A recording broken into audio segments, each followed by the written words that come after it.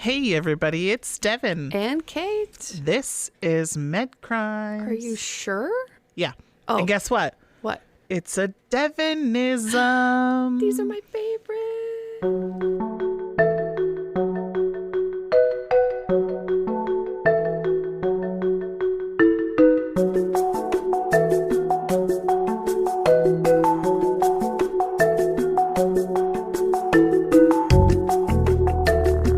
What's up, everybody? Hey. Hey. Can we just say how few and far between the Devinisms are? The Devin Devinisms. episodes.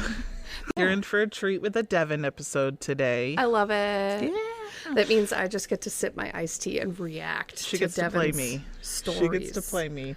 Where Kate usually looks like so focused and stressed out, and I'm just like listening and soaking it all up. And going, today. Fucker.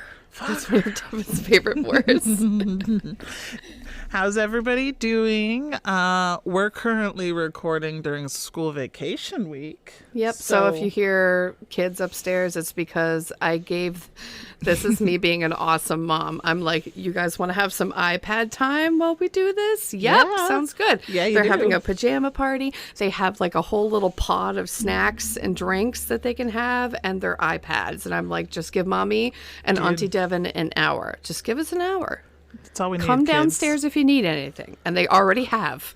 I had my treat this morning of bringing the boys to the dentist, and taking a 3-year-old and a 21-month-old to the dentist could be daunting. Dicey. But I got my good mom props. Clean, beautiful teeth. They told me I set their day off right, and they were so... I left feeling like, good job, Mom. Good job, Mom. Good job, Mom. Good job. Yeah. And my kids each I didn't tell you this, but my kids had a dentist appointment together 2 weeks ago. See, so my daughter's teeth are perfect. My son's not so much. He has like some spots, which we think is like more of a genetic issue because I don't have very good teeth. Brad has amazing teeth. Right. But yeah, so I mean, all that relentless brushing and the expensive toothbrushes sometimes like, isn't what enough. The heck? Yeah. I get that for sure. And yeah, Absolutely. so that was very disheartening, and I felt like, really terrible. But I understand that sometimes you try, and I'm sure there's a lot of parents out there where for me it was just like, I didn't always do this area the way that I should have. So it's like now that I have the boys, I'm like, okay, better example. Like, I'm going to be real with you. Yes. My boys did great this morning at the dentist. This afternoon, I'm going for a root canal. Okay. So it's like, this is the reality. Yes, exactly. That's the reality. So I totally get you. Yeah, good. Yep. We're on the same page. So this is something that we said a while back was coming. And so it's finally here. Yay! So I had some time to put this together. So we're going to talk about Donald Cline. Yeah, we are. And one of the things that I want to just mention first, because Kate and I both on the personal level know how this could sound and be difficult to hear. Yes. So I'm just going to trigger to people who are, if you're in a state of trying to get your family and want to have your family, point. and you're in the struggle of that, your choice if you want to listen to this one or not. Yeah, this may not be the episode for you. It may not. You can skip ahead. So we're going to talk about it, infertility specialist, and some troubling things that happens several decades ago. But both Kate and I we both flirted in this area, way back when. We did. We both had our own experiences with trying to conceive and infertility. And mine was in another lifetime. Yes. However, it went on for a long time. Yes. And so we both know the emotional struggles and the emotional weight that it bears on you, and so we don't want to add to that. So yeah, it's okay to not listen to this episode if you need to skip it. It's okay to listen. It's okay to not listen. But for those who are going to listen, it's a doozy. Yep. It'll make you upset, and you'll be like, "Argh." You'll growl. Actively growl. You know how I growl. I do. So it's great. a quick brief summary before we get into the details. Oh, first. How could we forget?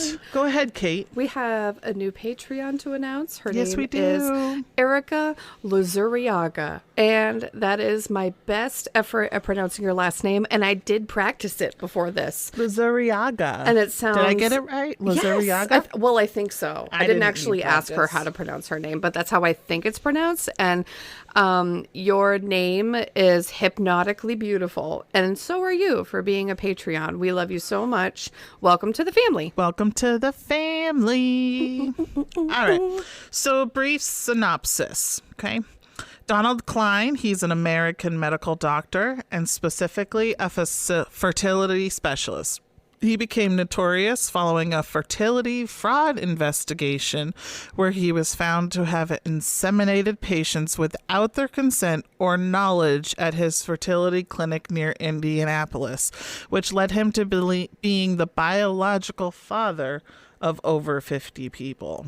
That is freaking insane. Disgusting. This whole thing is so gross and slimy, and it just makes me so sad for these people. So I kind of want to start off at a little bit of the basics. You know, what's infertility? You know, some people are like, I don't know, we just do it in the bedroom and then we have a million babies. And other people, it's not that easy. It's definitely not that easy for sure. A lot of people. So infertility in a general definition is defined as not being able to get pregnant after 1 year of unprotected sex. Blanket statement. If it hasn't happened, we're going to just blanket say infertility. How common is it? More common than you think. Definitely more common than you think. About 9% of men and 11% of women in the reproductive age in the United States have some sort of fertility problem. So for women, that's about 1 in 10. For men, again, about almost close to 1 in 10. You know, a lot of times you might see things on social media and people put, I am 1 in 8, all of this stuff. And so that's pretty accurate. What that that's means. Very accurate. Yep. And so out of those that are considered to be potentially infertile, it's split pretty evenly as far as in couples. In 1/3 of them, it's the female. In 1/3 of them, it's the male. And then in 1/3, it's a little bit of a combination of both of them. Common things with infertility, you know, if you've gone the year without being able to conceive your child, you then would start maybe with your general OBGYN, and depending on what they find, you see a specialist. And one of the things, if medication hasn't worked, that the next common step would be to try artificial insemination. And this can be done in different ways. The most common is what's called IUI, intrauterine insemination. And so it's basically, now I'm going to, throughout the podcast here, I'm going to try and say sample. And just so that we all know, I think we know what we're talking about with sample. We're talking about a men's sample. The semen. Yep. Okay, but so that I don't say the semen throughout the next 40 minutes, we're going with sample. Okay. We only need to hear those things so much. So artificial insemination is a fertility treatment in which sperm is deposited into a female's reproductive tract using a syringe or catheter-like medical device. So when people are calling it, always like joking, like, oh, I'm a turkey baster baby. Oh, God. This is kind of what we're talking about. Baster baby. I remember way back in the day. What a term that is. I know, right? Holy shit. So generally the sample is washed, and when we say washed, like you're putting it through, you know, a medical device to clean out the sample, really concentrate it and take like the best sample that you can.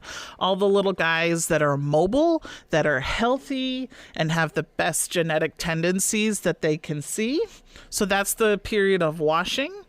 And then it's placed into the woman via the catheter into her uterus. And the woman is often taking medications, and all of this is supposed to be done to help increase the odds of pregnancy.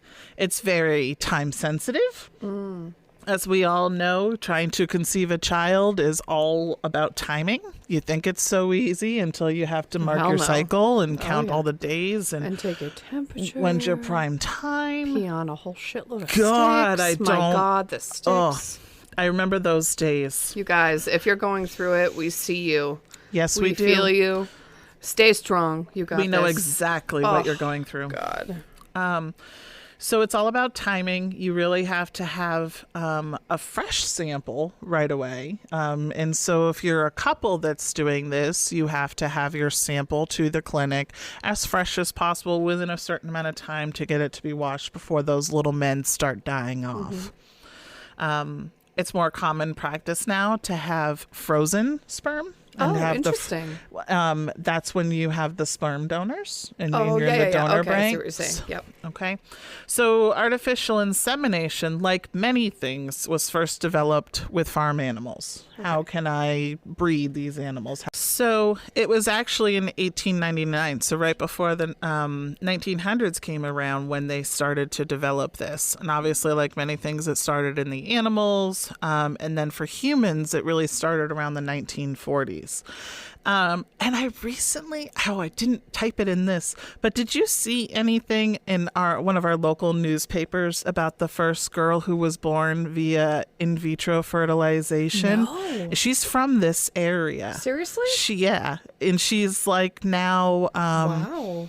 35, I think. Like, she's our age. Oh my God. We're going to have to post it. Yeah, I wish I had included that. Yeah, but I that's remember cool. reading about it. So artificial insemination came first. In vitro, which is much more complex, much more challenging, and much more invasive, came later. Interesting. A fertility specialist might recommend this to do artificial insemination for a few different reasons. If they're a female same-sex couple and they're a single woman and they want to use a donor sperm to have a child. Again, heterosexual couple. For those that are 35 and older, which that's us. Oh, God. If they have trouble conceiving 6 months, because obviously we know as you get older, fertility decreases, but in general, it's a year. If there's mild male factor infertility, so if the swimmers are a little slow, the insemination can help get it right to the spot it needs to be and bypass some of the other ways. If there's cervical infertility or ovulatory infertility, often PCOS, which are letters that are very near and dear to what I went through. Whew. I'm there with you for some of those, for some of you out there. Yeah, absolutely. So that's kind of like just your brief layman's terms of what the process is so that you can kind of understand. Thank you. That was what great. Cline was Very doing. helpful. So Dr. Cline, he got an undergraduate degree from Indiana University and his MD from Indiana University's medical school. He did an internship at Methodist Hospital. He was also in the United States Air Force for 2 years and an inactive reserve for 12 years until he received an honorable discharge. In 1979, he opened a clinic on 2020 West 86th Street in the Indianapolis area.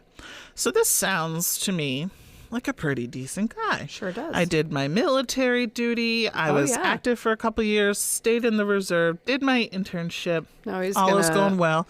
Time for my private practice. Time for your practice. He was married to his wife, Audrey, and they had 2 children, Donna and Doug. Donna actually worked with her father in the clinic as a registered nurse. After 38 years of practicing medicine, he retired in 2009.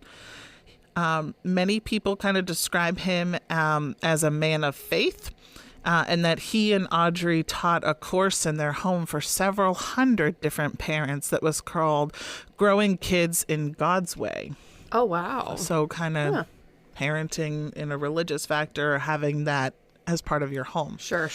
And many of his colleagues said that he was known as a doctor's doctor. He had treated many of his colleagues' families for infertility problems or other gynecological concerns. So he was kind of like in the medical field for the gynecology fertility route, like the best of the best. Yeah. The doctors are going to take their families there. This is who we trust. Gotcha. So not much happened. Like, up until 2009, he did his career. All was good. And then my age-old question when Kate's talking, what happened? What went wrong? What happened? And then this story gave me a lot of Dr. Hicks vibes, where everything seems to be going well until it's not. Until dun dun dun. Guess what letters I'm about to say?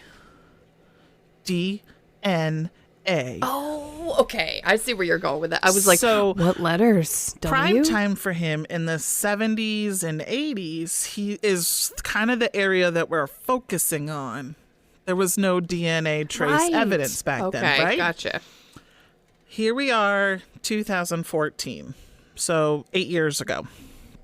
Investigations kind of started, and it started after this woman called Jacoba Ballard took a DNA test, and it was a very similar process to like what you can do at home, an at-home DNA test. Go through Gotcha. Ancestry.com, 23andMe. Right, all those those. have Yep. become very popular for people to want to, I want to know where I came from. I've What's always my- wanted to do one of those. I've Just out of never done one. curiosity. Yeah. Yeah. Oh my God, wouldn't that be fun? Yeah. Although I don't know, after this it could be scary. Wait, now are there things we don't want to know? Well, But it's kind of cool because you So- can like find distant relatives that you never knew you had and stuff. I don't know.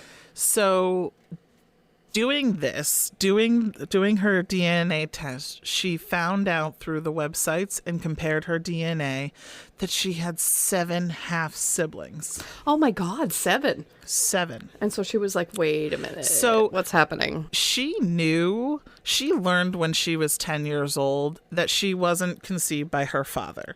Her parents were open with her about this. Because there was a point in her life when she wanted to know more about her biological father. So, she kind of knew since she was 10, but that's not a time when you can like really understand and grasp. But now she's, again, our age, mid-30s, probably maybe having a family of her own and wanting to. So she's curious. She wants Yeah. to know. She wants She's that in part a of her place. life. She's in a place where she feels like she can handle it. Sure. right. That makes sense. So she wanted to know, which is why she had done this. She didn't expect that she'd be able to find him itself, but just more of like who he was as far as ethnicity and where he came from. So she thought maybe with other donors that maybe there were like some half siblings out there. Like, so that part was maybe can I connect to potential relatives, but maybe not my actual birth father, Sure. biological father. Yeah. So when she saw the results come up and that there were 7 and that 7 of them had their birth dates ranging over 7 years.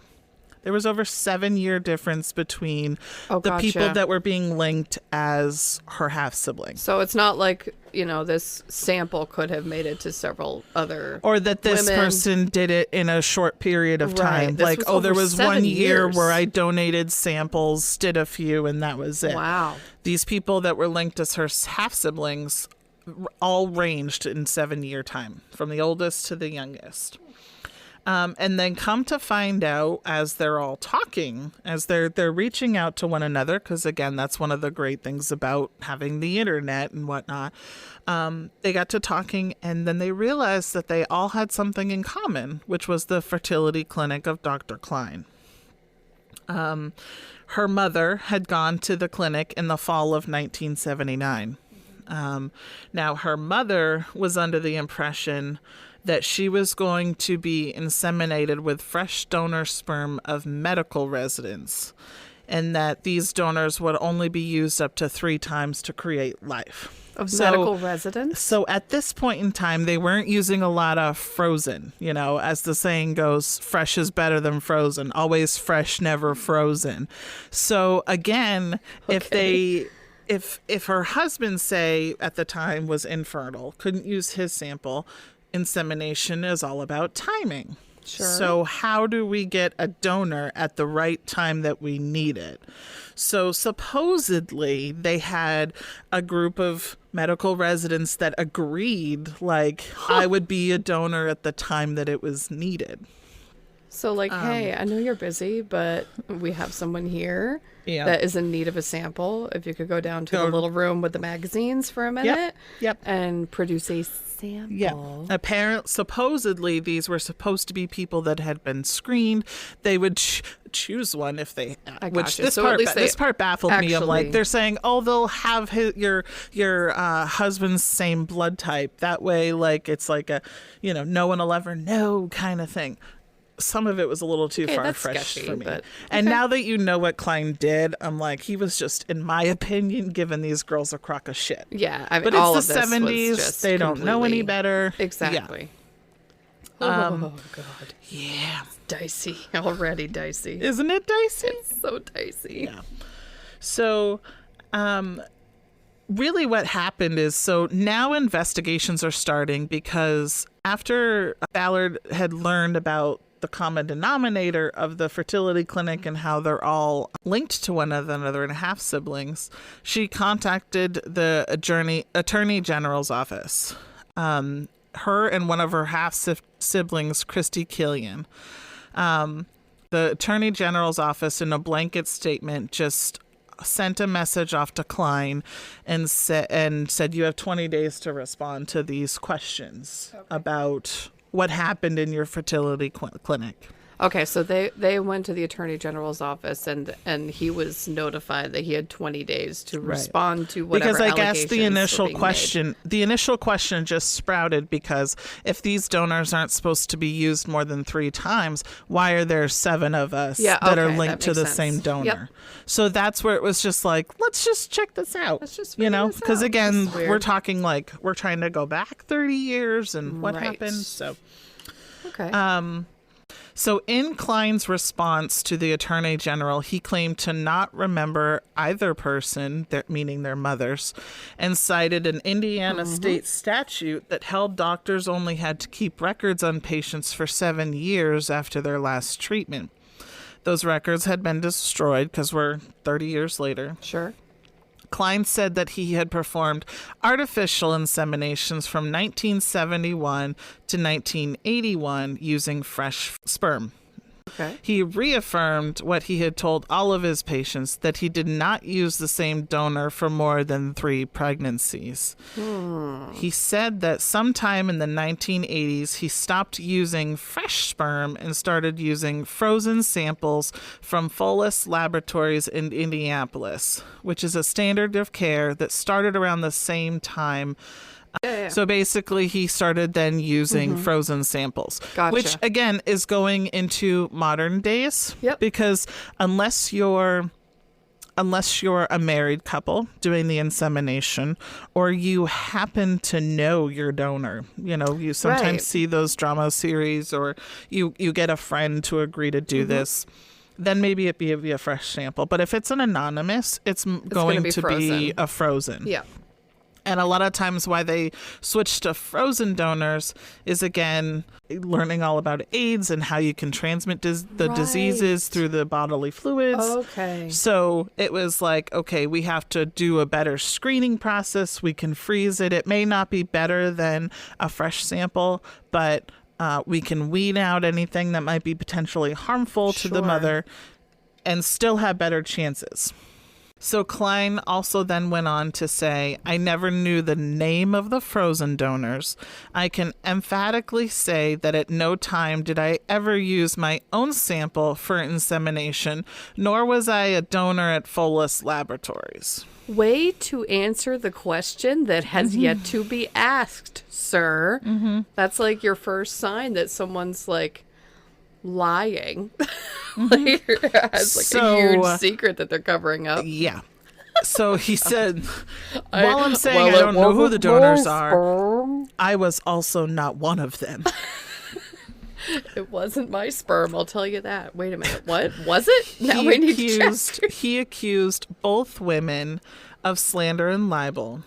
And in the meantime, the Attorney General's office was looking at the investigation, and he's saying that he started using frozen samples from this laboratory. Well, the Attorney General's office had sent a subpoena to Folis Laboratories, and there was no records there of them working with Cline. At all? At all. So he's what's saying going on when here, he Cline? started switching from fresh to frozen, and started getting the frozen from this laboratory, that's a bold-faced lie, because they have no record of them working with Cline. Don't be suspicious. He's a Don't be liar. suspicious. On a more personal side, so the Christy and Jacoba really started the judicial side of the investigation, really more on the legalities part. One of the other half siblings actually wrote Dr. Cline personally a letter, and then in the letter he responded, "We use fresh samples collected approximately 1 hour prior to the insemination. I matched the blood type of the donor to that of my patient's husband and also his general physical characteristics." And I'm just thinking, how do you just have a line of fresh donors available like that? How many of these people are there at your fucking disposal? Who have to be medical residents by chance. It's all... I always used resident physicians, and most were married with children of their own. Also, their family history was entirely negative for any familial illnesses. This many years later, I could not possibly remember anything else. So he's just saying his basic description of how he found his donors, and then after many years later, I can't possibly remember anything else. So he's not only lied to the Attorney General, he's obviously just lied in a personal letter to somebody else. I want to talk about Liz White. So Liz White had gone to Dr. Cline for fertility treatments with her husband. Cline had inseminated her 15 times over 5 months. So probably 3 different times over each cycle to try and increase her chance of pregnancy. I went October, November, December of 81, and January and February of 82. She went to his office on the 3 days she was ovulating each month. And as we said already before, the ovulation cycles can't be changed for convenience sake. No, that it just happens when it happens. Yep. So she went in even on weekends. She remembers lying there alone. The clinic otherwise was empty. And now, years later, she wonders what he was doing when he went next door to get the sample. So a lot of times when you're going through infertility, having a child and conceiving a child is very intimate between two people. It involves the sexual act. And, then a lot of times, as we both know, it's okay, that just took all the fun out of it, because now it's timing, it's dates.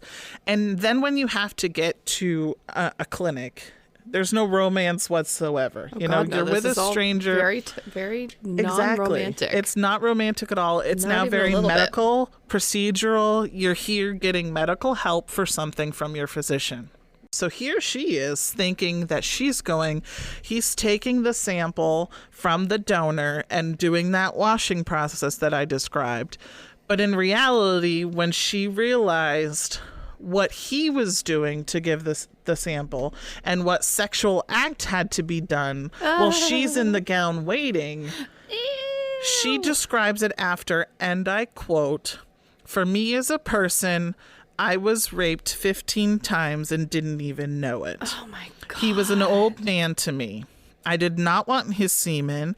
I don't care how it came into my body. It was against my knowledge, and it was against my consent." Oh my God, can you imagine Isn't that so daunting? Feeling, being so violated? Right.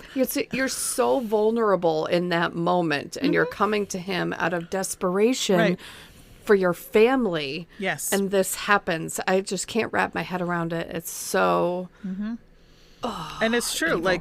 With a donor, you don't know what's going on in their mindset. But for a physician to have to do the sexual act over and over and over to give a sample, it's okay, there's something up in their head.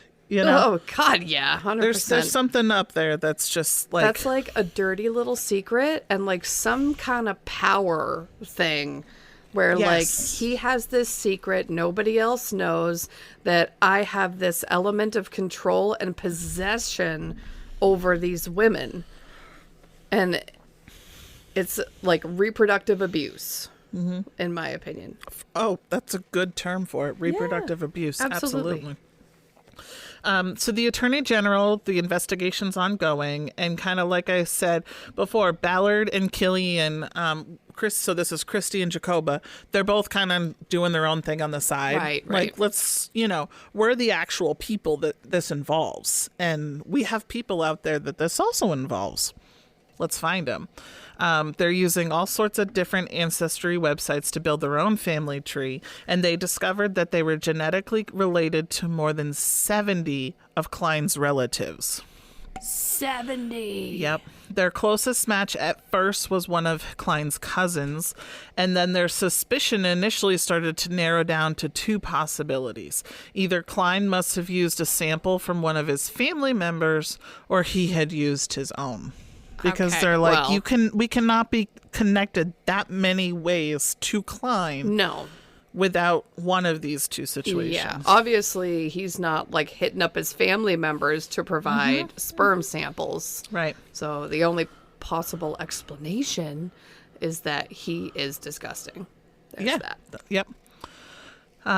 So eventually, and I'm kind of impressed I want to know how they got this to happen, but Jacoba and Christy, they were able to arrange a meeting with Cline's adult children, Doug and Donna.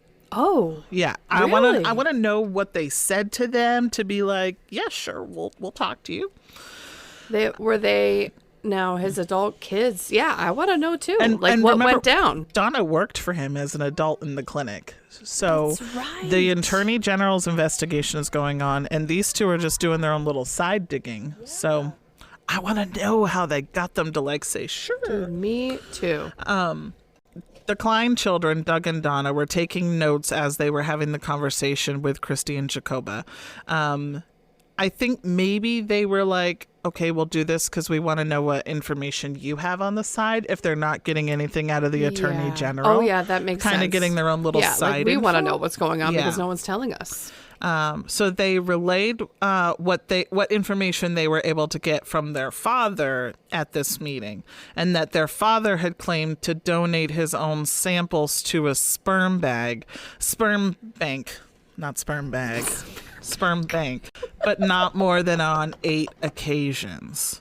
So he claimed to have done so through Folis Laboratories, despite the Attorney General's findings of no evidence on it. So the kids are obviously trying to come from, to Dad's defense and say, look, my dad did say that he donated to us. He did say that he donated a few samples, but not more than 8. So maybe you just happened to find these 7 out of the 8, but Wow. coincidence. So yeah, well that's the thing. These two girls knew that statement wasn't true based upon the info that they're getting from the Attorney General. They're like, yeah, that's bullshit. Honestly. Yeah. Doug confronted his father with these facts, and then Cline changed his story again. He had other children out there that he told his son. And so now his son's just like, what? So what did his story change to? Just that now Cline is saying that he does know that he has other children out there. Oh, gotcha. Okay. And so it's just like, okay. So then now Doug's like talking to Jacoba and is just like, look, can we just keep this story a secret? Like, basically, I think Doug's going, I don't know what the fuck's going on. Dad's saying something, but things aren't matching. yes, that stuff's weird. We don't know.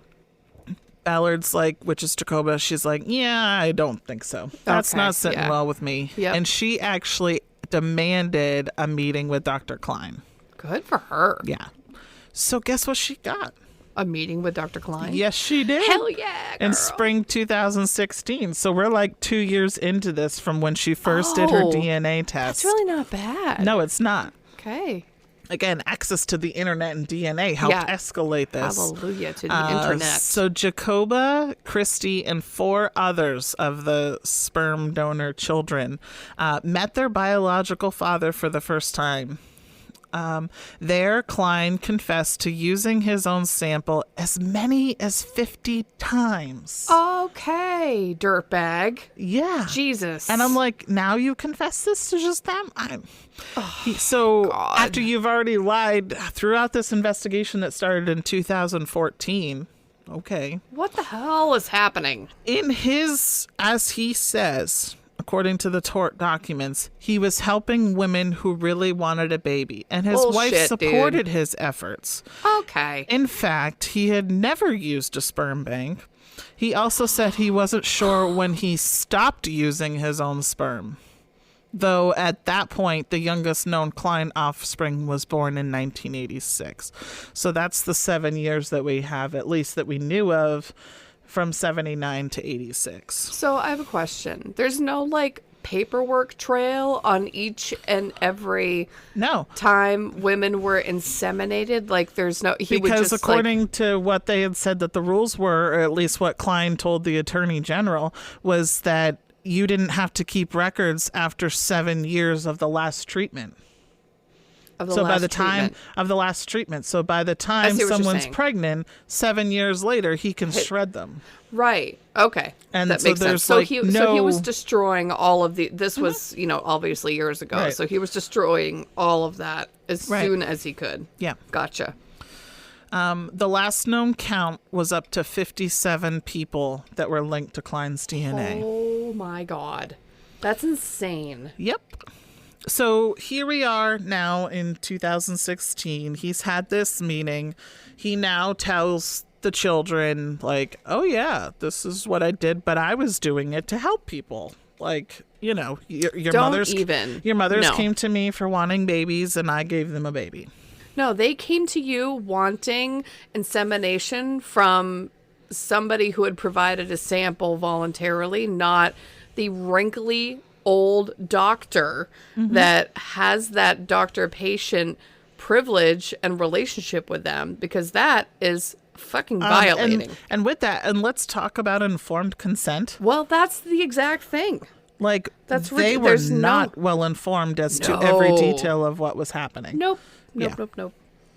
Oh, this whole thing is so the Attorney gross. General's investigation is now complete, and then we go, well, shit.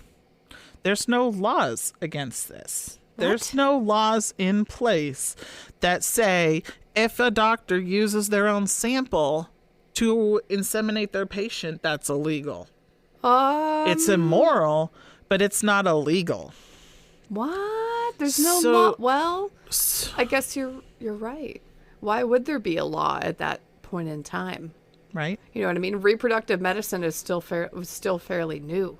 Right. I mean, like we just said, it's not even 100 years old yet. Yeah, at this exactly. point. At this point. It started with humans in the 1940s. Exactly. Now it only took 35 to 40 years for someone to be like, I can use my own. Now it's taking time for those people who were born from that to become adults and realize how much of a problem this is. And then here's my other question. Like, was it an issue of him not having the sampler, or did he just make the decision to, instead of using the sample that I have on hand, I'm just going to make my own? Here's where it kind of gave me the Dr. Hicks vibes. I think he was using his own sample to meet the demand.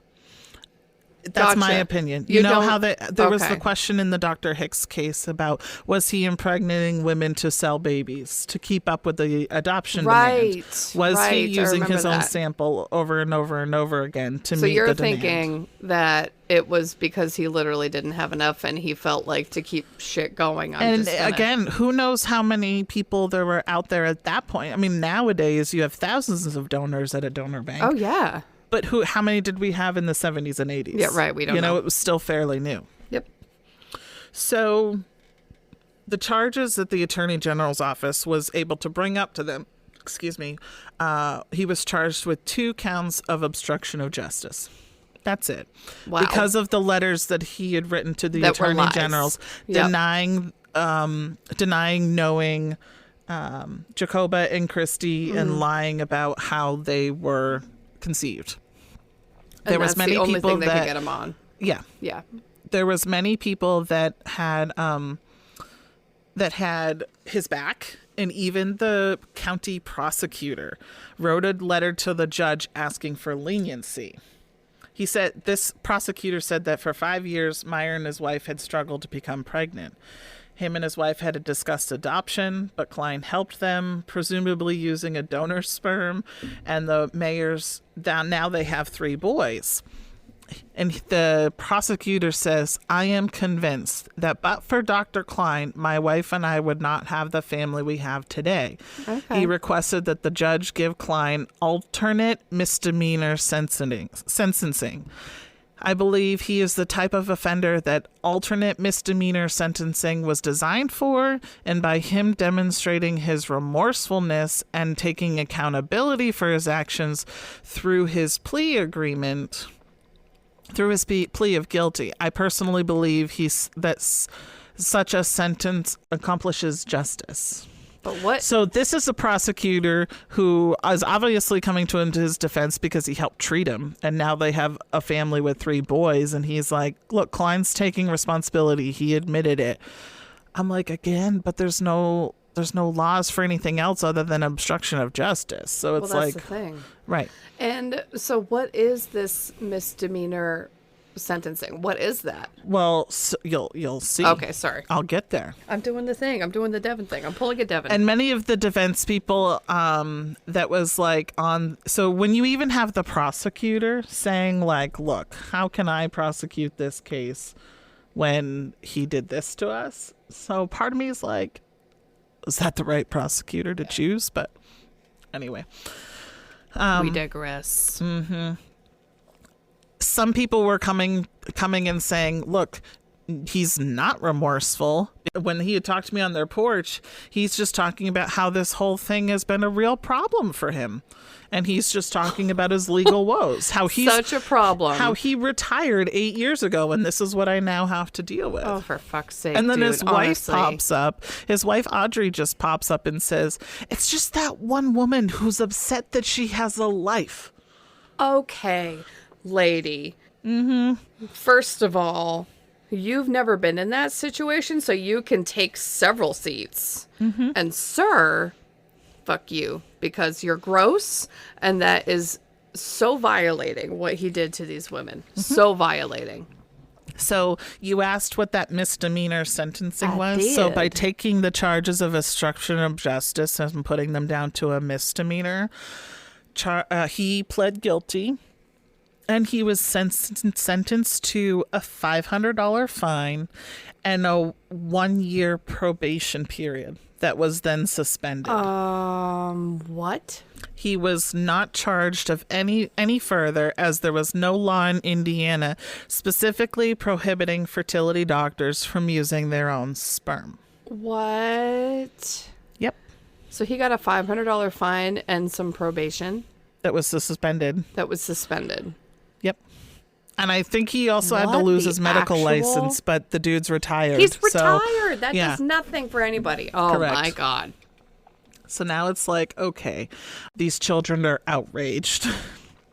And their mothers. I mean, and the mother, let's think so. about Liz White, who's like, I was raped 15 times, you know? That's exactly what it is. So now, ever since the conviction, many of his biological children, which remember at this point in time that we know of, there's 57 of them, not including the 2 that he claimed with his wife, they have started to write a fertility fraud bill. Matthew White. So his mother is Liz White, the one who said that she had been inseminated 15 times. So Matthew had long known that his dad wasn't his biological father. What had happened was at age 14, he came home one day from biology class after a lesson about blood types with some questions for his mother and father. Oh, yeah. Smart kid. Yeah. So he's like, wait, we're learning about this. This is mine. How does this work? Yeah. So his mother, Liz, was a social work. So she's like, all right, I've done a ton of research about how to talk to him about this when this time came. Right. And so she didn't think, she's like, keeping the secret, lying is not healthy. So her and her husband explained to Matt that he was a donor baby, a miracle brought to them by medicine and Cline. Okay, yeah. However, now, that's what he was told at 14. And now Matthew has been dealt with wondering whether he was the product of rape. Because this is what his mother is claiming, right. Knowing that the sample wasn't of the sample that she was consenting to. Exactly. Over time, the backstory of his conception has made him a better parent, according to him, though, because he said that like his like his father, he couldn't have children naturally. Now he has 2 children of his own with the help of fertility treatments. He understands the financial and emotional struggles his parents endured to have him, but still can't comprehend Cline's motivations. It was just all planned, calculated until technology caught up with him. Executed flawlessly. Yeah. Yeah, executed flawlessly until technology caught up with him. Well, that's why I'm saying, like, I don't know that it was just a keeping up with demand thing. Maybe, I don't know. I think that there was probably plenty of supply, and he did this because he's a reproductive abuser, and he wanted to spread his seed and have this gross, dirty little secret that only he knew about until technology caught up with his ass. That's what I think. So a big thing that I'm quoting here from Matthew White, and he stems a lot of the same things that you just said. He goes, why he did it, I don't know, but I think it's disgusting. He had to go in, prepare the patient, who's my mother, step out of the room, do his business. Exactly. Put that in a syringe and step right back in. That is not a medical procedure. That is definitely sexual in nature. Yes, that's like a form of sexual abuse. It's so violating because she had no idea that this was going on. So if the bill had gotten passed, it would punish those who abuse their medical power to commit what they call fertility fraud. It's a crime only now emerging for hundreds nationwide, decades after it was committed, right? Like I said, it took long years for them to kind of catch up with them with DNA and them being adults. It happens when fertility doctors or anyone involved with the reproductive treatment process gives their own genetic material instead of the intended donors to female patients. According to the New York Times, over the past several years, dozens of fertility professionals nationwide have been accused of this crime. Dozens? Dozens. And when I was first looking up about this, a couple doctors came up and I kind of had to choose who I wanted to do. Dude. You know, so there's a few of them. Why is everyone so awful? Jesus Christ. Here we have Senate Bill 239, which did pass. So there is laws now, but again, not for Dr. Cline. He got away $500. He sure did. I have the bill written here. It's kind of a lot of legal bill mumbo jumbo, but it basically says you use your own genetic sample to inseminate your patient. It's a felony. Good. There's fines to go along with it. There's potential jail sentencing. Basically, what should have happened. I mean, yeah. So that's like the judiciary side. And now the aftermath of what has to go on for all of those that he conceived without the mother's consent. They all live in the same area within several, maybe a 30-mile radius of each other. All their mothers went to the same clinic. So they will, they live within a certain mile. Think about the clinic that you and I had gone to, years ago. Yeah. So we're all in that area. And, so now that they're all in their 30s and more half siblings were coming to light, when they started from that 7 to 57, they're kind of like, is it someone that I see every day at the coffee shop? It could literally be anyone. Oh gosh, have I dated them? Oh my God, have they? Has it been someone that I've dated? Has it been someone that I see every day? So then they're questioning like everybody that they go through and who they see, and they're like, is it you? Are you one of them? And now what's even worse is they're all having their own children.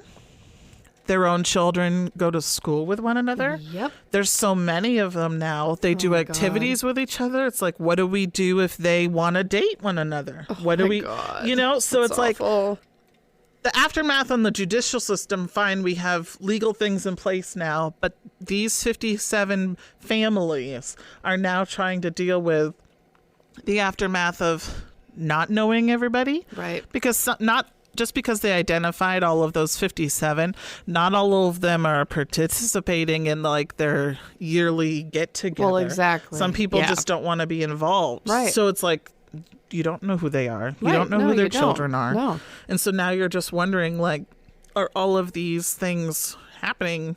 And they could be, what, your cousin? Would that be a cousin? Oh, God. Yeah, it would be like cousins, a, because, yeah. yeah. Mm-hmm. So it's crazy. Oh, God. How distressing to think about. Isn't that wild? Yes. So one of the things that I'm interesting to watch is coming soon. Ooh, I want to watch this too. I'm excited. It's a Netflix documentary titled Our Father. Our Father. And it's coming next month, May 22. I'm excited. I wanna think watch it's it. coming on May 11th of 2022. So in a couple of Okay. weeks, like Cool. right after Mother's Day. Like, isn't that convenient? Oh, God. It's kind of twisted. Good job, Netflix. It is kind of twisted. So I'll be interested to kind of take what I have now and the opinions based upon my research, and I want to watch and see what they have to say, see what they've come up with, and just I'm dive into it a little bit more. Absolutely. And what the heck was going on in his mind? What is happening? And like the more about like the motivation, you know? Yeah. Like, what was it? Was it really like him just wanting to have this sick, gross, like control over people? Or was it really a demand issue? I don't know. Right around this time, Happy Nurses Day.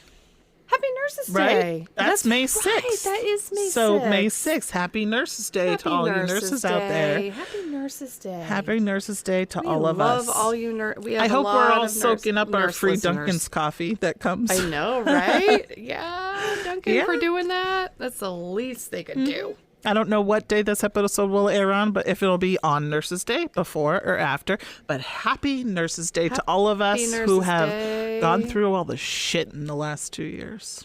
We have a lot of listeners who are nurses. Yes, we do. And we love you guys. Yes, we do. Yep. All right. So that's what we have for you today. If you'd like us to check us out, you can follow us on Instagram at MedCrimes Podcast. Send us a Twitter at MedCrimesPC. Search us on Facebook at MedCrimes Podcast. If you wish to become a Patreon, you can visit at www.patreon.com/MedCrimesPodcast. And don't forget to email us your crazy ass stories. Medcrimes@gmail.com. Do you have a story that's like spooky, crazy, medical in nature? Or just fucked up. Yeah, we want to know about it. Yeah, we do. Yep. Maybe you'll make it onto an episode. Thanks for listening, everyone. Peace out.